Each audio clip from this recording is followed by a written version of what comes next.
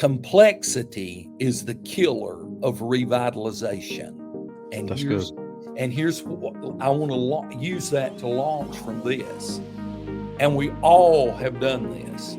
When I was a pastor, I went to seminars, conferences, everything. I had enough manuals to fill a library, and got a lot of great things.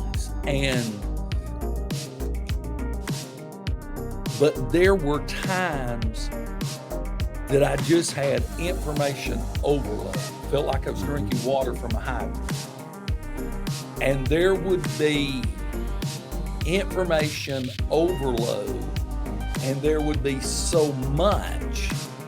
It was just overwhelming to the point of giving up.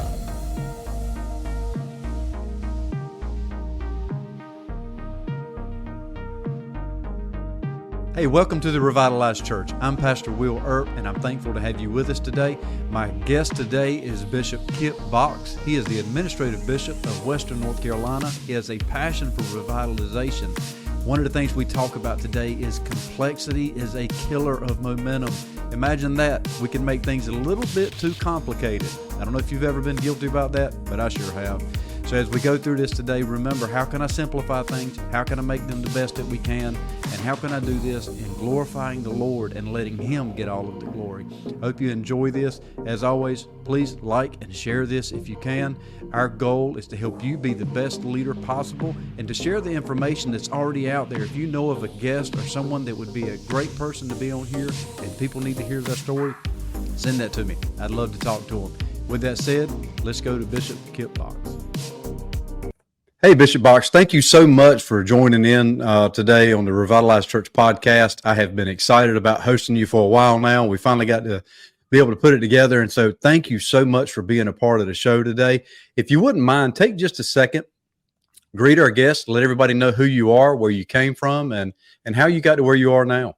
Okay. Thank you, Pastor Earp. I'm honored to be here with you today, honored to just have a small part in revitalization. I'm the present state overseer, administrative bishop for the Churches of God in Western North Carolina. I was a career pastor. Have not been a career administrator. I pastored 24 and a half years and pastored in some different settings, and I pastored in rural areas, small towns, medium-sized towns. My last church, I was there 13 and a half years in Mobile, Alabama, which is a small metropolitan area, 200,000, 300 maybe.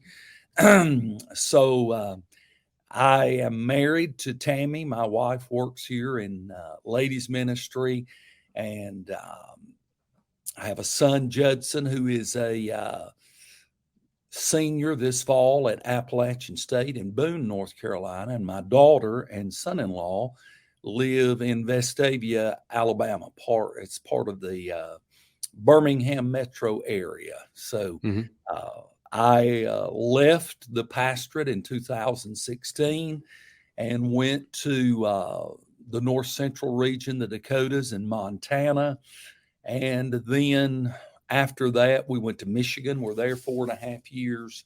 And we have been here since the last Church of God General Assembly. So that's kind of our journey. Revitalization has been a huge part in our journey. Awesome. Well, welcome to North Carolina. We're glad you ended up here. It took you long enough to get here. We always tell everybody you can start out wherever you want, but now you've ended up where you're supposed to be, I guess you could say, for a little while. It is Western North Carolina is a beautiful place, especially where you said your son's up there at Appalachian, man. Go Mountaineers. Yes. That's Boone's a beautiful, beautiful place. We went there a couple of years ago, and I took my wife on a ride up a mountain, and she told me, if you ever get me off this mountain again, I'm never coming back.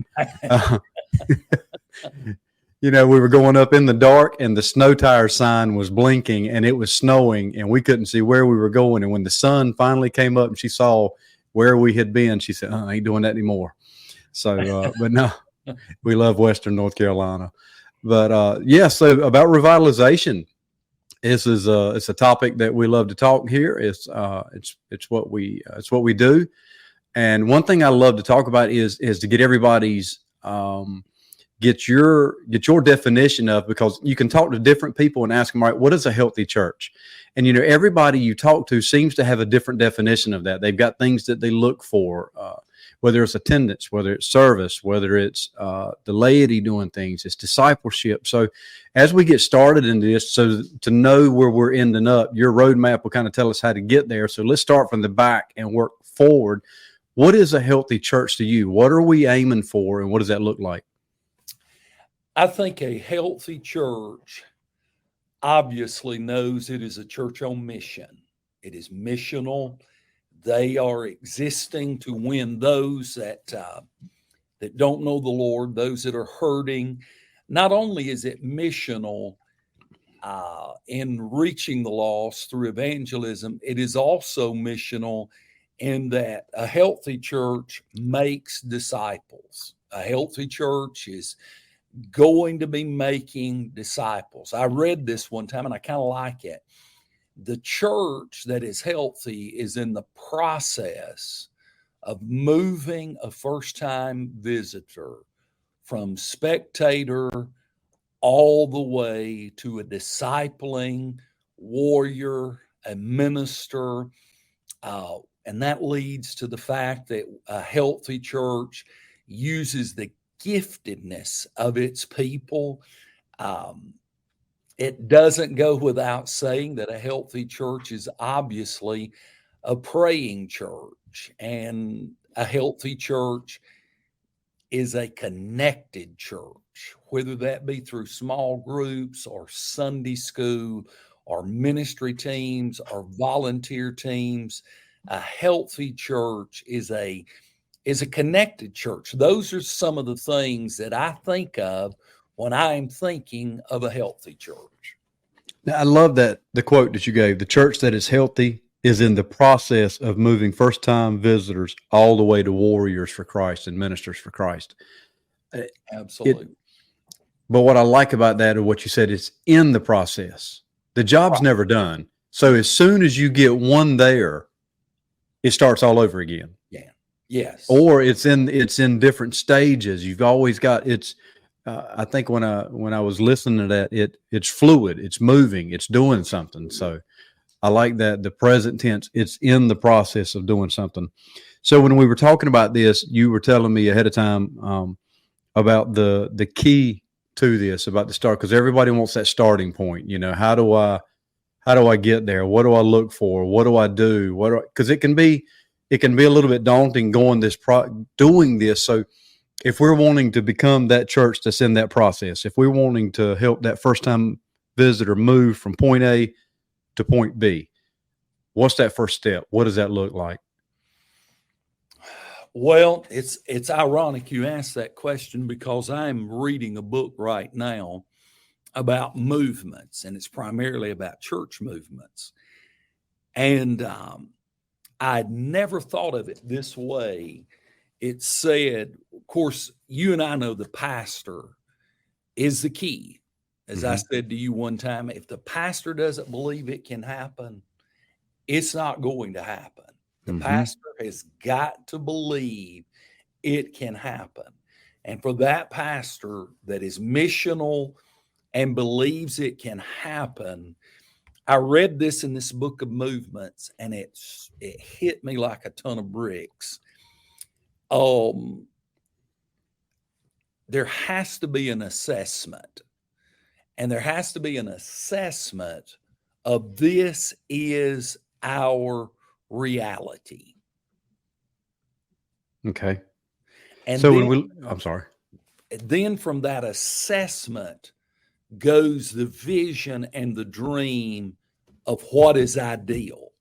This is reality. And I'm just being hypothetical here. We're a church that's 65 years old, and we've had 50 pastors in 65 years. We are a church that is aging, and I love older saints.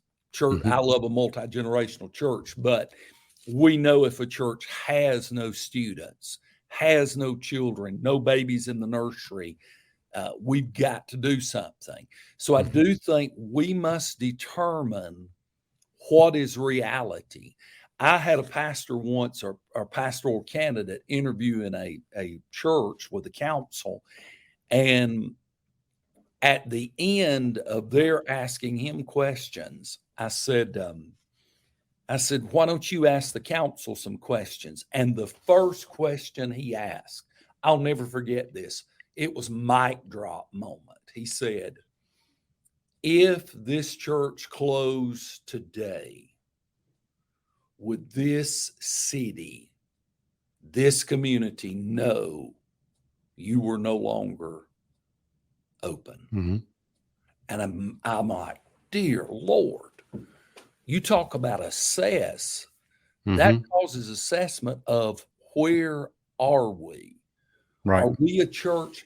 You know, if the reality is all of our ministries are inward focused and for the people in our church, we've got a problem.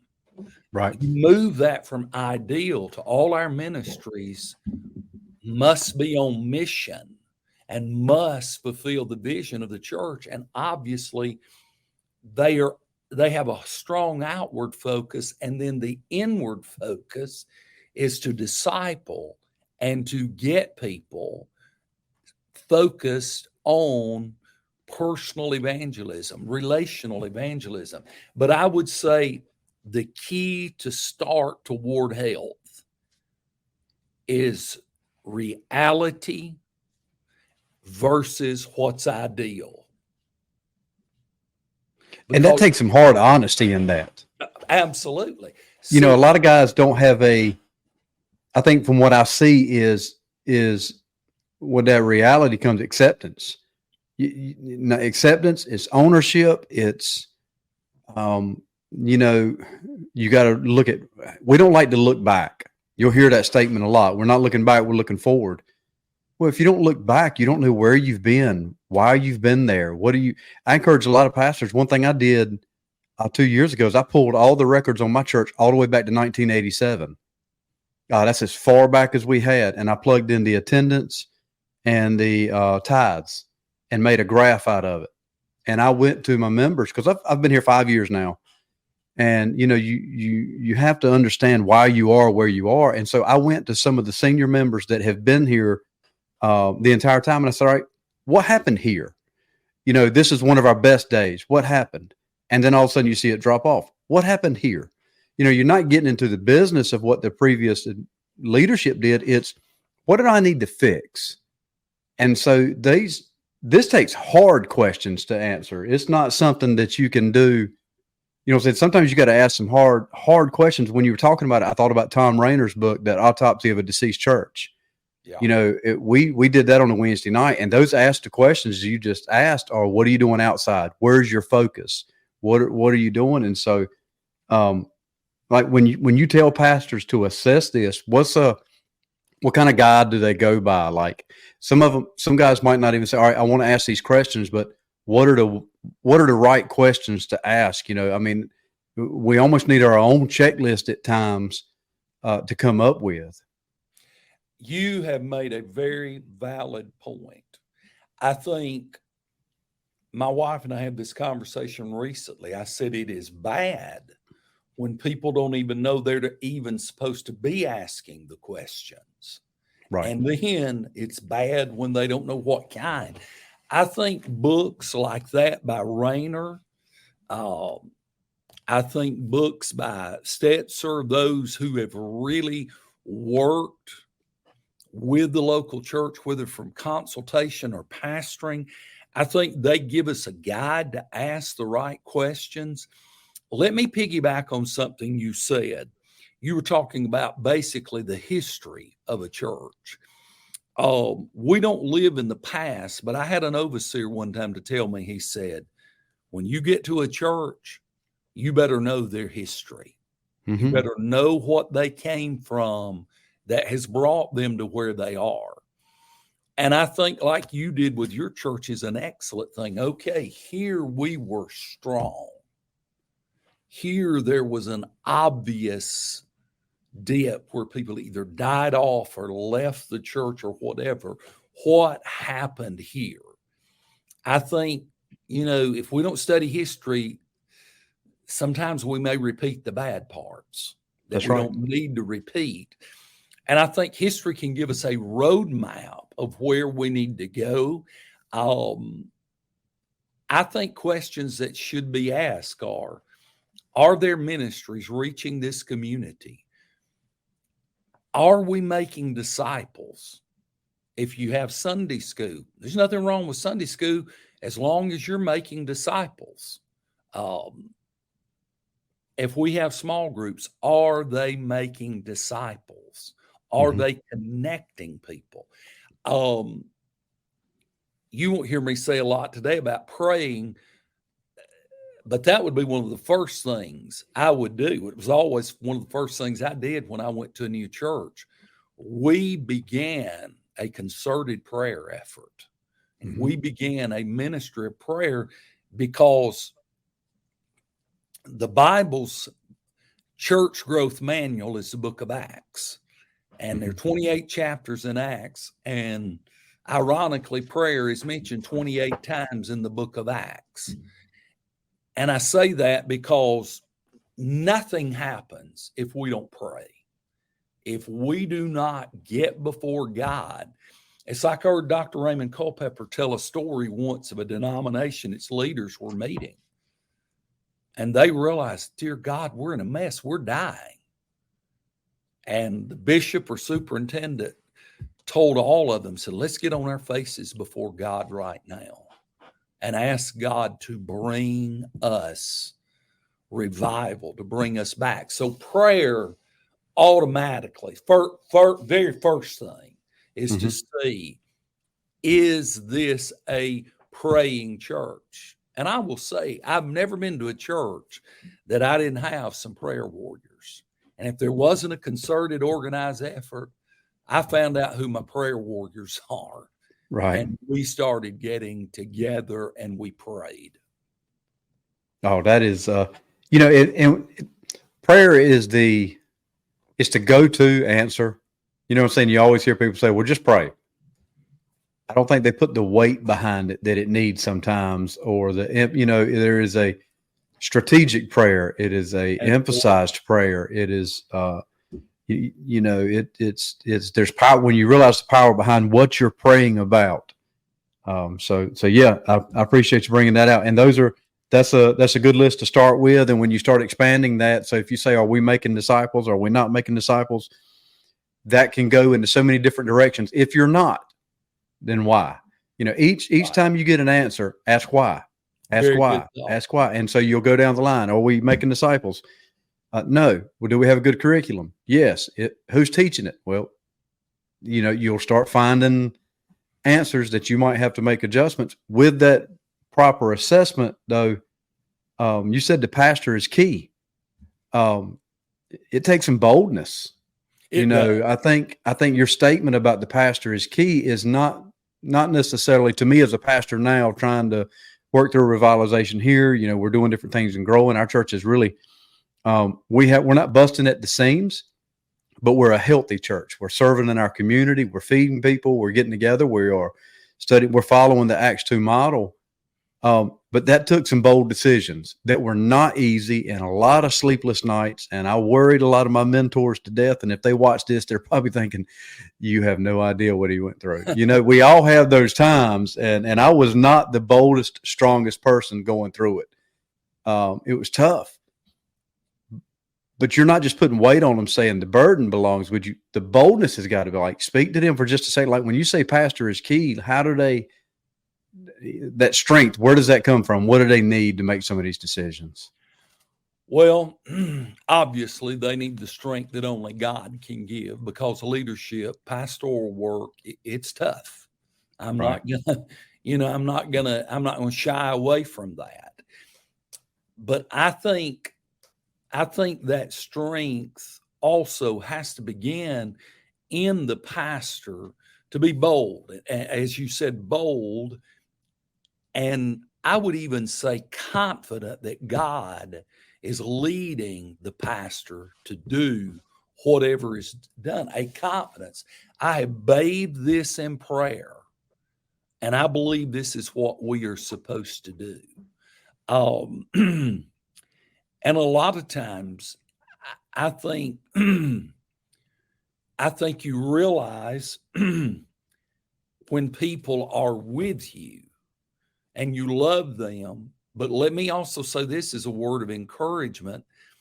Sometimes those that are kind of standing back for a while, that doesn't mean they're against us. Mm-hmm. They just kind of maybe have to be like Thomas and see. And I've seen a lot of people that were on the sideline at first come on over and be a part, and brought a lot of blessing to me and a lot of blessing to the church. But I do think a holy confidence I've heard from God. And you know what? And this one may be out in left field. And if something doesn't work, own that, own it. That's right. Just own it. This didn't work. But we're going to learn from it. It's like John Maxwell always taught, failing to go forward. When we fail, we need to learn and go forward. And Mm-hmm. I think, people want authenticity from a pastor.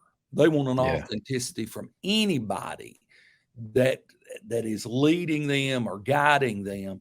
And I think just the authenticity of, what, we're going to back up and pump. What did we learn from this? How is this a teaching moment to help us to go forward? That's good. That is good. So, yeah, if you're going to be that key, one thing when I was listening to you and you said to pastor, you've got those that stand back sometimes, and sometimes you feel like you're walking this alone. And you're right. It can be a lonely journey, but it's also comforting to them when that pastor takes that first step, and they're willing to, once they see, hey, it's all right, they're moving forward, then they'll go with that. So, pastor, don't be afraid to take that step. Sometimes, like you said, they're not always against you. They're just waiting to see how it happens. So when you talk about this, you said the pastor is key. He's taken that assessment from somebody that's taken these assessments.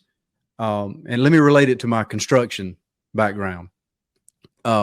We do a lot of hazardous assessments on houses. My bivocational business is hazmat work. I think that relates with church very well. It prepares me. But honestly, so we go in and actually take an assessment of a house. Where are the hazards at? What types of hazards are they? Is there asbestos, lead paint? Is there mold? Are there chemicals in the house? Is the foundation failing? Or is there rotten wood here? And I can tell you, sometimes you walk into these projects that we have, and it is overwhelming for a homeowner when they see everything that's wrong with their house. And I have honestly used ministry skills with homeowners a lot. When you see, I've had many of them just break down crying before, because they see this long list of everything that's wrong with their home, and this is their house. It's their biggest investment. I think the same thing would relate with a pastor. If we start really taking honest assessments of our church, you can find out some things that are really scary. Hey, I haven't baptized anybody in 2 years. I'm not making disciples. All of my church is over 65. And in the next 10 years, I won't have a church if we don't do anything. I'm not done anything in the community in a long time. I'm not, I'm saying? It's on and on and on. And all of a sudden, next thing you know, instead of moving forward, you're depressed, burnt out, and ready to run, and going to be one of those ministers that's, what's the 1,700 they say a quit. I can't remember I don't remember the exact statistic, but it's a staggering amount. And sometimes I think it's because they get overwhelmed in what they need to do. Absolutely. How do we prioritize those next steps? What does that look like? How do we move forward with that list that we've compiled from your assessment? Okay, that's a great question, because I'm going to first seem like I'm veering, but I'll land the plane. First of all, I like the fact that you allude to church health, because the bottom line of revitalization, which 85% of churches in America, that's not just the Church of God, that's everybody. 85% of our churches in America need revitalization. I read that today. The bottom line of church revitalization is church health. Mm-hmm. It is a church that's not healthy becoming more and more healthy. I love the fact you're alluding to church health. Sometimes, let me talk about beating yourself up. We make it all about numerical growth that we can see. And that's an easy way to get discouraged. That's an easy way because church attendance patterns have changed in America drastically since COVID.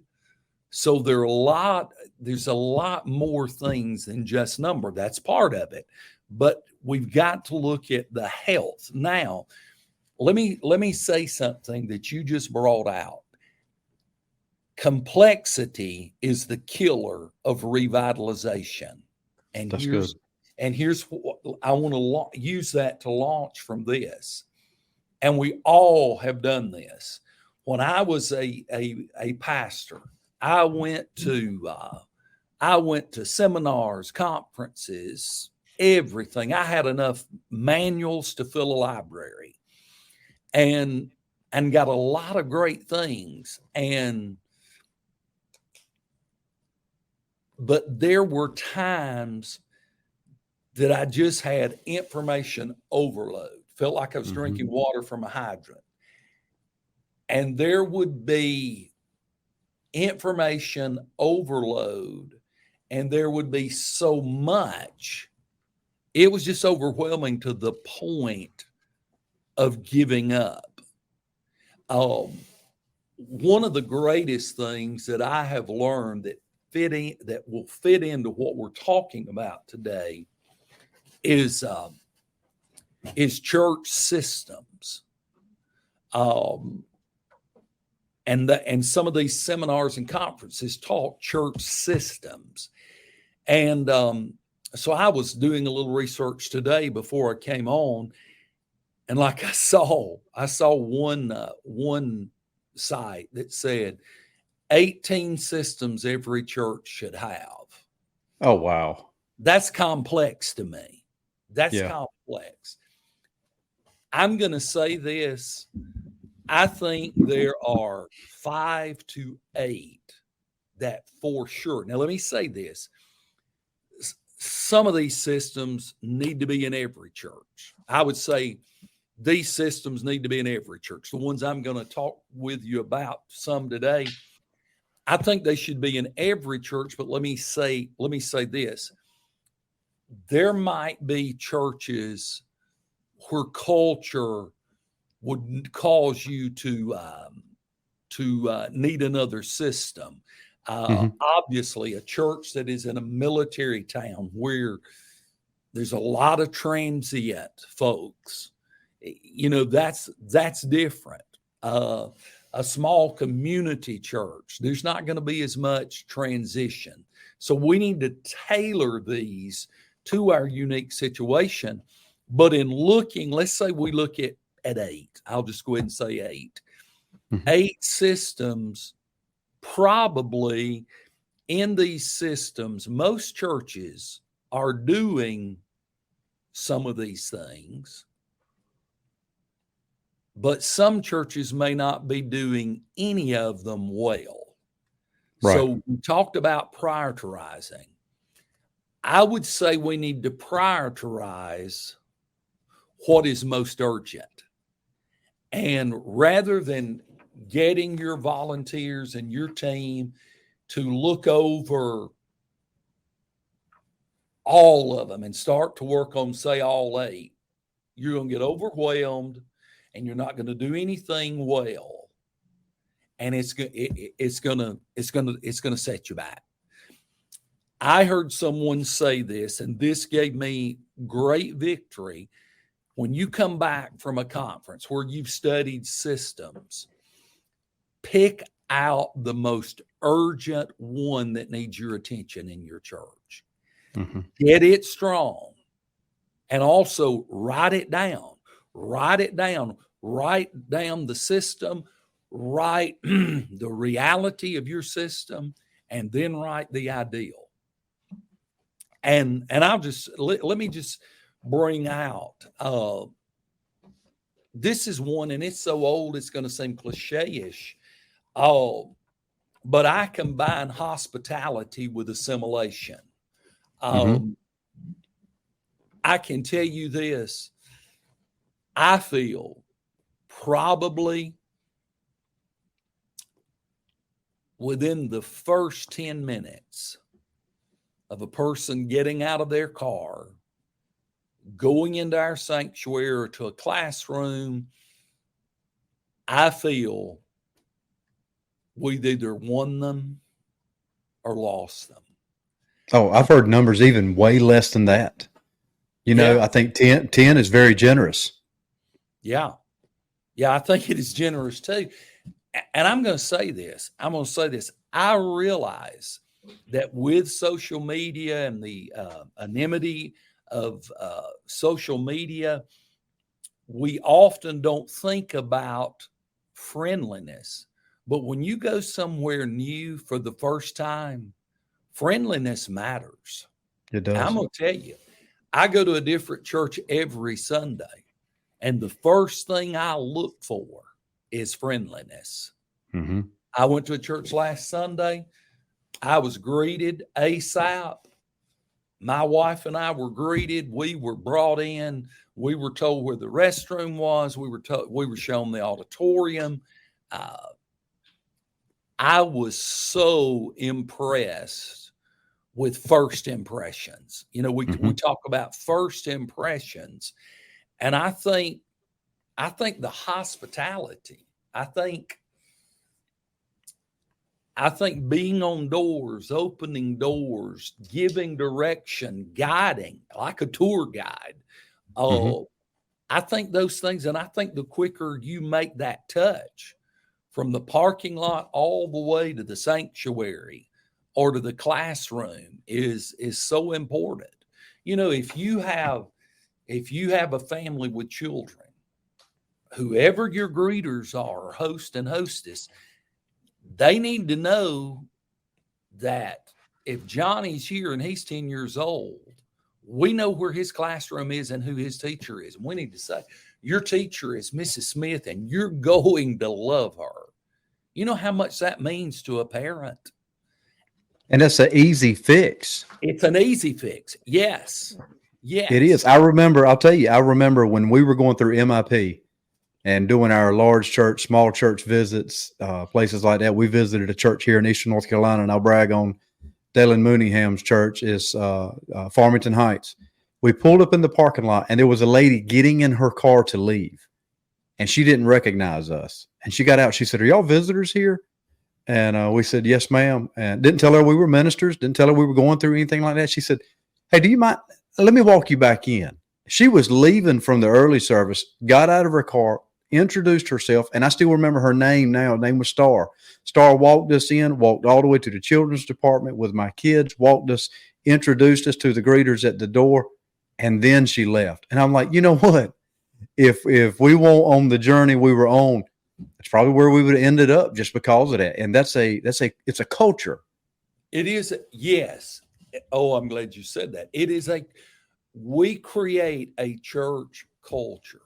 We must create a culture of being friendly. I'm telling you, that is so important. It's like you say, it's an easy fix. And with hospitality, I join it with assimilation. And it starts before they get to the door. And assimilation is simply we're bringing a first-time guest from first-time guest to we want to see this person as a fully engaged disciple, a fully engaged who is ministering in his or her gift. So assimilation is so important. Greeters, host and hostess, ushers, and then, a connection class, and not only a connection class that you invite them to come to, where they can meet you. This is who we are. This is what we believe. This is, this is our mission. I think that is very important, but also find them a connecting group, whether that's Sunday school, whether that's a Bible study on Wednesday nights, whether that's a small group on Sunday night, whatever, is to get them connected. Because I once read that if a person goes to a church and like within 2 months they have 5 to 7 friends, they usually will stay. Mm-hmm. And we've got to connect with them and also give them that place of connection. So assimilation would be one of the first things that I would evaluate if I were going to a church new as a pastor. Yeah, that's real good. That's real good. Where do we go from there? Well, I think another system that is important, and I won't stay there but a second because I've talked about it, obviously, is the system of outreach or evangelism, whichever one you want to call it. We've got to attract and reach the unchurched and mobilize our people to reach more people for the Lord. We've got the message. We have the answer, and that answer is Jesus. Mm-hmm. And we need to find creative venues. I think one of the greatest things that a church can do, let's say people have friends who have gone through divorce and their life is just in shambles. How great it is if the church has a divorce recovery small group. If someone's lost a child, man, and they don't know the Lord, if we could bring them in to a grief recovery where we teach the power of scriptures and that God is the God of all comfort. There are a lot of, and I'm going to go back to this. Relational evangelism, just simply loving people enough and being filled with the Spirit to tell them about Jesus. The very reason God placed the baptism of the Holy Spirit in the church is power to be a witness. Mm-hmm. We witness with our words, but we also witness with the transformation that Christ has done in our lives. He has done a work in my life, and they're going to ask me. I had a guy one time to ask me that worked for me. He said, "How do you do it?" I said, "Do what?" He said, "How do you come to work every day and you don't curse, and you don't rant and rave?" I said, "Christ in me." Mm-hmm. I said, "It's not me. It's the Christ that lives in me." So evangelism is so important. So I like you hit on one of the things I love the most, and I think this comes with revitalization. When you bring things back to life, and all of a sudden you see that spark. Okay, you know what I'm saying? You know what I'm talking about? Mm-hmm. You see, hey, something's happening. It gets those creative juices flowing. Yes, it gets when you said those creative venues. I want to warn a lot of churches, and even I have to think about it myself. With the culture and everything around us, we try to be so different from the world. All of a sudden we start holding on to the things we've always done so long and say, I'm not going to change for the world. Well, the world is constantly changing around us. And so if we try the same methods, the same everything we've always done, that's all we'll ever do. And I know in my own personal experience, and everybody's not like me, thank goodness, I love to do things, something nobody else has done. I want to try something new. I want to try something exciting. I want to try something that garners attention. I want to try, so that can bring a big spark to your church as well. When they say, hey, we've never done this before. And when you lay your groundwork, don't just spring this on them with them never hearing about this. So do some homework on it. But that creativity is a big thing in revitalization. It is not, we're not trying to recreate the past. We're trying to rebuild something new in the future. And I think a lot of people get stuck in revitalization of, all right, hey, this program worked when we were back in 1982. This sister so-and-so led the youth group when it was doing its best. Well, she's 75 now. She can't, she can't do that anymore. But your mind all of a sudden goes, well, we got to do everything that she did. And you don't, this is an opportunity. And I don't think we really hear that enough to break the mold. Buck Marshall put on a Facebook group, a post that we were reading yesterday. And he was like, we can't do what we've done in the past. We have to create an encounter for the world around us. That's what I love. Yeah. I loved what he was writing. And that's where I want to make sure that we do something new and fresh and it's exciting. Even with us, everybody that watches this is not in the Church of God, but that's our tribe. That's our movement in the Church of God. I would love to see us to open up new doors, open up new opportunities. I was listening to our world missions video. They were not just talking about how many churches they had built, but how many wells they had dug. Oh yeah. Like that's, that is, to me, that is revitalizing programs. That's what a revitalized church to me does not look like. All of a sudden now you're back at full capacity. It's what are you doing in that community? What are you doing to reach people? Are your people growing? But man, one of my biggest takeaways from what you said though is it doesn't have to be complex. And so how do we get that message and teach guys to be creative, but not complex? Let me say this. I had a young man that I love. He's not in Western North Carolina. And he had called me and he asked me, he said, what about the music in my church? He said, it's just not good.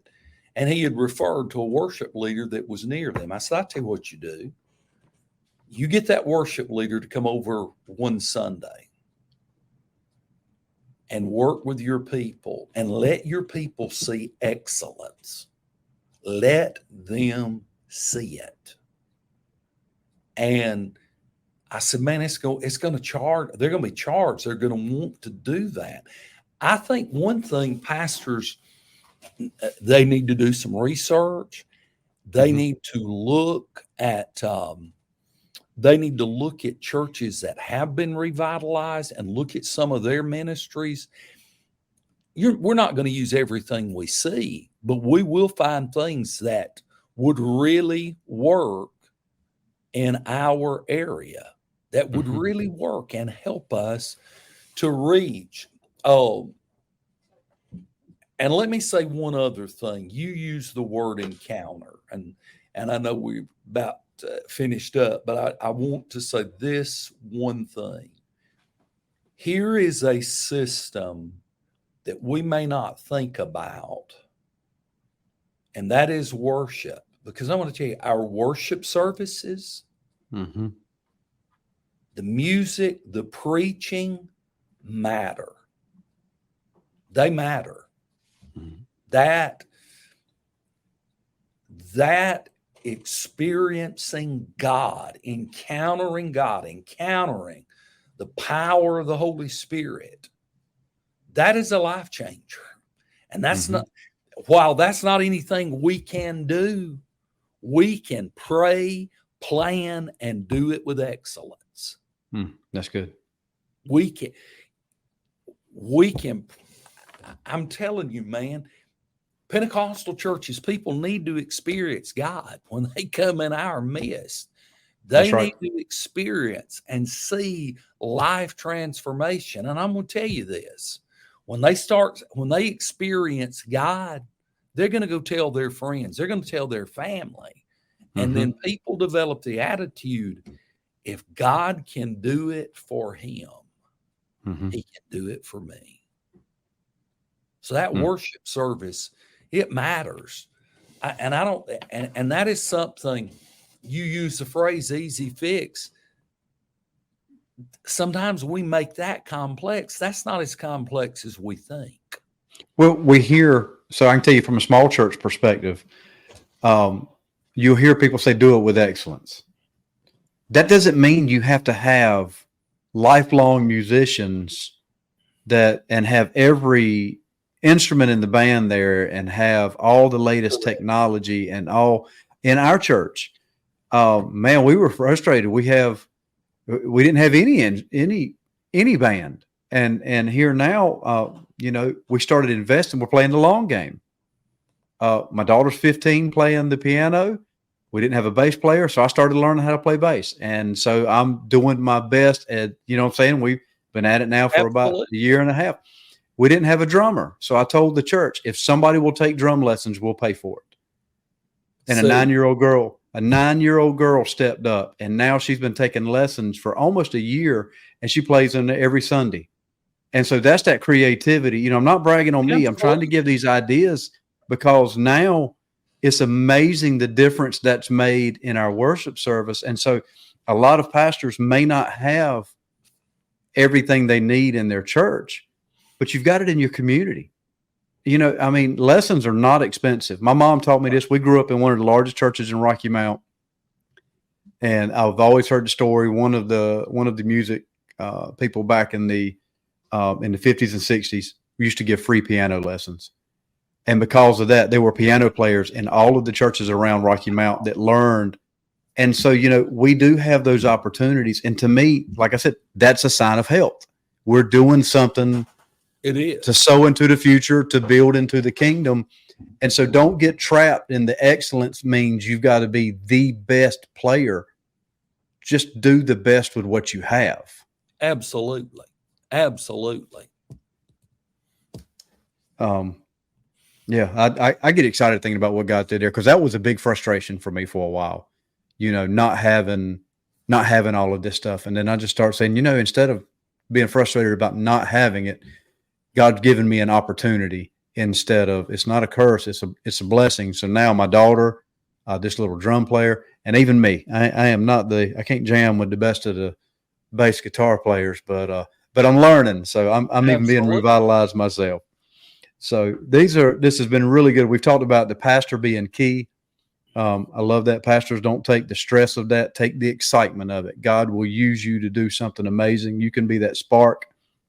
We're going to prioritize what's important. Now, I want to mention now that prioritizing what's most urgent. Just like I asked you and I ask everybody, everybody's got a different definition of what church health is. It always keys back on, though, I think, the discipleship, the servanthood, those kind of things. Take some time, read and study. What is church health to you? Write those things down, and that'll Absolutely. help you prioritize that. If you don't take anything else from this, remember complexity is killer. If you get too deep into this and you start feeling overwhelmed and you start feeling burdened and you start feeling like I can't accomplish this, well, let me say that dream big. You want to do things beyond your reach, but if you don't understand it, you're probably doing it wrong. Keep it simple. Keep it simple. And then I look, like you said, look for that easy win of hospitality and create that culture. Anything else you want to put in there? Let me just say this in closing. Celebrate every win. Oh, no matter how big it is, No matter how big. small. When I Yep. went to my first church, I had 22 older people, older saints, and that church had not seen a move of God in quite some time. And they just didn't know if it could happen there again. And I got them to praying. My wife and I got them to praying, and it took a while. The thing that I had to do there was get them to see it could happen there. Mm-hmm.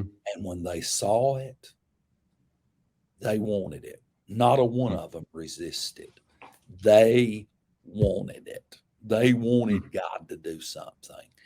And every win was a win, and we celebrated it big. And I've told a lot of people I saw probably more miracles there than anywhere I ever pastored. Right. But it was because we needed miracles. And Yeah. every little thing we celebrated as God moving. But it's been an honor to be with you today, Pastor. I appreciate you doing this for the body of Christ. Amen. Before we close out, if you wouldn't, I love to end with this if we always get the opportunity. Just take a second and talk to those pastors. Maybe it's the one starting a revitalization. Maybe it's a minister that's just getting started out. It could be a young evangelist or a young pastor or a young youth pastor. Just take a minute or so and just kind of pour into them for a second. Speak to them from your heart and tell them what you would want to know. What would you want to know starting out now, that encouragement? I would want to know something I heard Tommy Barnett say one time. And he was my mentor by conferences, by books. And he never knew me. And I got to meet him a few months ago. And he said this: make a difference in your world, and you will make a difference in the world.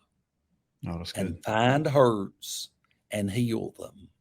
Find needs and meet them.